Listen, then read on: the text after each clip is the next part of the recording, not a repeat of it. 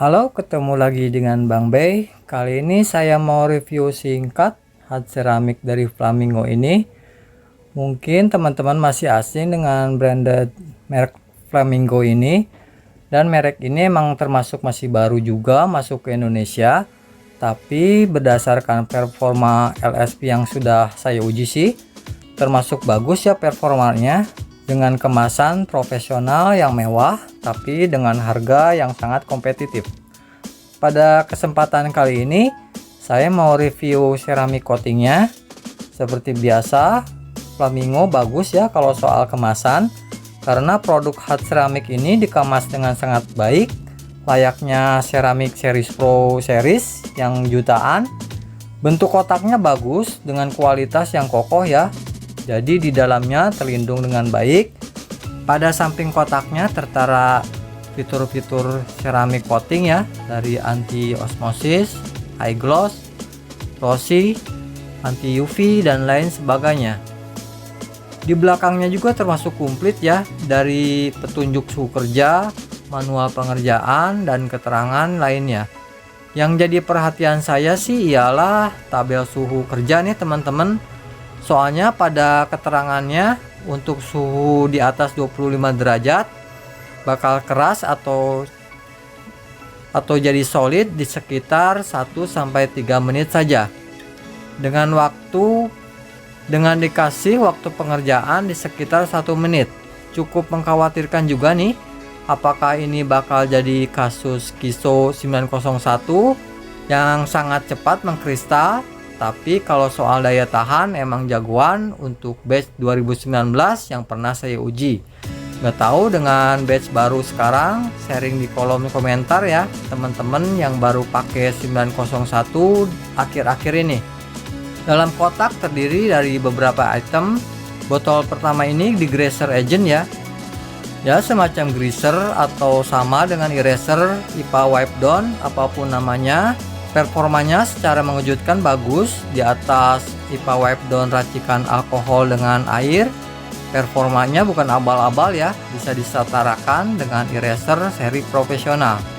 Karena mampu membersihkan dengan mudah residu kompon kayak menzerna yang brutal kalau di bodi hangat. Jadi bersih total dan menghasilkan panel yang kesat. Karena kalau tanpa digreaser gak akan bener hasilnya. Yang ada nggak bakal bonding bener ceramiknya. Dengan penggunaan degreaser ini sangat membantu untuk menghasilkan body yang kesat. Semoga saja nanti Flamingo rilis terpisah nih degreasernya, soalnya termasuk bagus performanya. Untuk botol keduanya ini botol hat ceramik ya teman-teman. Untuk harga 750.000 kita dikasih standar 300 ml. Buat medium size sih saya kira cukup untuk 2 layer. Klaimnya sih 10H, tapi saya kira performanya bakal mirip-mirip dengan ceramik seharga 600 sampai 1,5 jutaan. Safe cleaningnya pasti bakal baik. Glossnya sudah pasti ke arah clear glassy look yang beberapa orang ada yang suka, ada yang juga tidak. Begitu juga dengan daya tahan terhadap panas yang ekstrim. Harusnya jauh lebih badak dan tahan lebih dari 100 derajat ya. Tapi nanti kita uji ya perolehan gloss dan performa lainnya dari Flamingo ceramik ini. Botol terakhir ini saya rasa semacam top coat, tapi entah kenapa disebut polishing protectant. Kenapa nggak dinamakan coating protectant aja biar nyambung, atau dinamakan top coat juga lebih keren. Jadinya malah tidak membingungkan. Soalnya kalau kita nggak baca manual user di belakang kotak, saya jamin nggak bakal kepikiran bahwa ini top coat. Saya malah mikirnya semacam cleaner wax, soalnya ada kata-kata polishing gitu. Botol top coat ini kegunaannya buat boosting gloss dari ceramik yang udah di-apply dan bisa dijadikan juga sebagai maintenance biar balik ke gloss dan slicknessnya. Di manualnya disebutkan penggunaannya per 3 bulan sekali. Tapi saya rasa digunakan sesering mungkin pun tidak ada masalah, malah bakal jadi lebih awet ceramiknya. Sisanya kita dapat busa aplikator yang gede banget nih, bakal jadi plus minus juga. Plusnya bisa menyebarkan coating lebih cepat, dengan minusnya gede gini manuvernya kurang baik, apalagi mobil modern yang banyak kelekukan. Kayaknya mending pakai yang standar aja ya. Plus dikasih kain suede yang kurang bagus juga nih. Kayaknya kalau kain suede-nya ini mending beli lagi ya. Kain dengan pori-pori gede gini gak akan benar menyerap cairan coating, yang ada jatuhnya nanti boros. Soalnya jadi rembes ke busanya, jadi mending beli kain suede beneran ya. Item terakhir kita dikasih kain microfiber 1 biji yang bakal kurang, jadi persiapkan saja 2 atau 3 lagi kalau untuk mobil medium.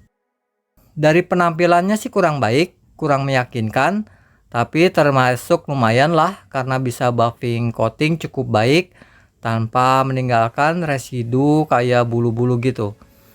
Oke, mulai saja kita pakai ini coating biar tahu performanya. Pertama dari penggunaannya, di sini saya hanya terangkan singkatnya saja ya, tidak terlalu detail. Ya karena ini termasuk hard ceramic yang akan menjadi keras nantinya, bahkan oleh kompon pun gak bakal bisa menghilangkannya kecuali menggunakan amplas. Jadi sebaiknya mobil dipersiapkan sebaik mungkin atau melakukan berbagai step polishing. Jadi ketika di seramik nanti enak dilihatnya. Tapi kalau misalnya dirasa mobil dalam keadaan bagus sih, pakai kompon saja yang tidak mengandung wax ya. Jangan sampai panel dalam keadaan licin karena nanti nggak bakal bonding seramiknya. Setelah penggunaan kompon ini, biar memastikan tidak ada residu kompon ataupun kontaminasi ringan, pertama-tama gunakan degreaser yang sudah diberikan. Gunakan secara merata ke seluruh bodinya. Cukup semprotkan beberapa ke bidang yang akan dibersihkan, kemudian langsung lap saja, jangan menunggu lama.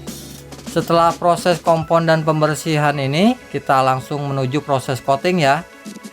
Teteskan kira-kira 10 drop ke kain suede, kemudian sebarkan ke panel body. Kira-kira kalau kap mesin setengahnya dulu ya, jangan banyak-banyak, soalnya termasuk cepat mengkristalnya. Walaupun gak se ekstrim Kiso, tapi biar aman dan terbukti sukses, sebaiknya satu panel dibagi 2 aja ya. Kecuali garasi di teman-teman di tempat AC atau di bawah 30 derajat sih, masih bisa dilakukan penggunaan per panel. Sebarkan dengan gerakan merata secara horizontal maupun vertikal, dikontrol biar merata, jangan sampai terlewat. Kemudian segera langsung buffing aja ya, jangan ditunda-tunda karena bakal teki parah kalau dibiarkan beberapa menit. Takutnya bakal jadi swirl nantinya. Buffingnya agak kesat-kesat kalau dipakai di warna soft black. Sebaiknya pakai microfiber yang berkualitas ya, biar nggak nambah-nambah swirl.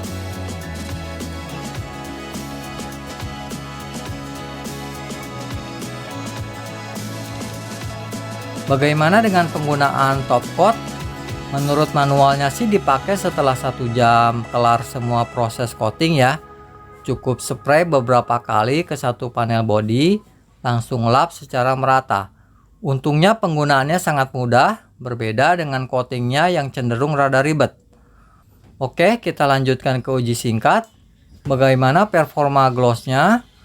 Kita ukur setelah curing time 7 hari dan menggunakan top coat ya, yang penggunaannya di mobil dalam keadaan full detailing beberapa bulan yang lalu. Didapat hasil gloss meter yang lumayan tinggi ya, di atas 100 GU lebih, termasuk bagus untuk seramik di bawah 1 jutaan. Walaupun tidak seistimewa atau segloss punya Tak, Sonex ataupun glaze-nya Carpro, ini sudah glassy banget ya, udah kayak gelas di mobil silver. Karakter hard ceramic emang kayak laminating ya, seperti ada lapisan yang duduk di atas cat.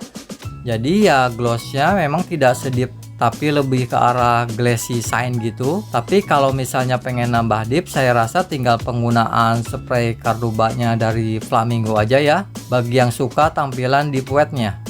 Tapi buat yang ngejar shine sih ini sudah termasuk kinclong super ya teman-teman.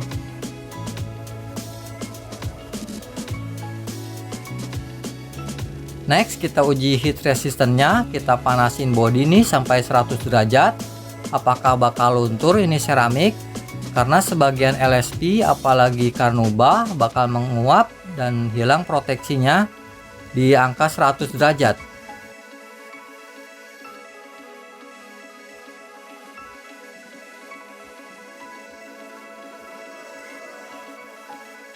Dan ternyata hasilnya gak kerasa sama sekali loh teman-teman. Masih sangat kuat efek hidrofobiknya. Untuk heat resistant hard ceramic beneran ini jangan diragukan ya, pasti jagoan dibandingkan dengan wax ataupun sealant. Bisa dilihat tidak terasa impact sama sekali, efek daun talasnya masih sangat kuat.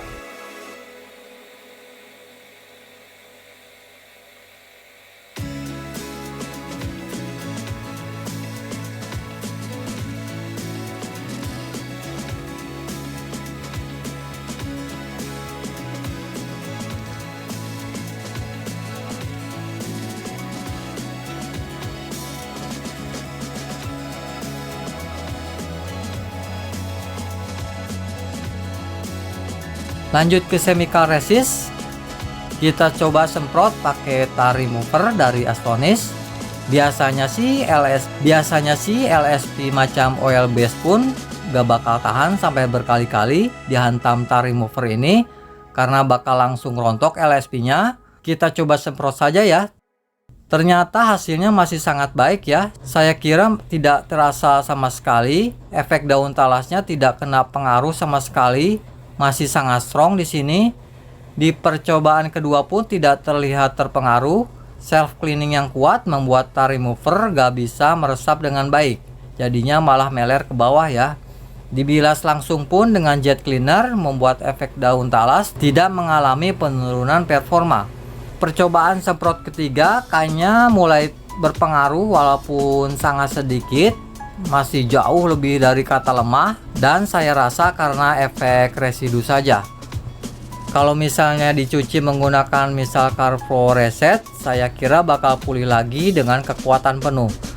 Di sini bisa dilihat masih sangat strong dan indah ya, padahal sudah disemprot Astonis tar remover dalam jumlah yang banyak, tapi masih mudah tuh dihandle oleh Ceramic Flamingo ini. Bekas area yang dipanasin pun tidak ada bekasnya karena hard ceramic bisa tahan sampai 700 derajat ya secara teorinya. Koreksi saya bila salah.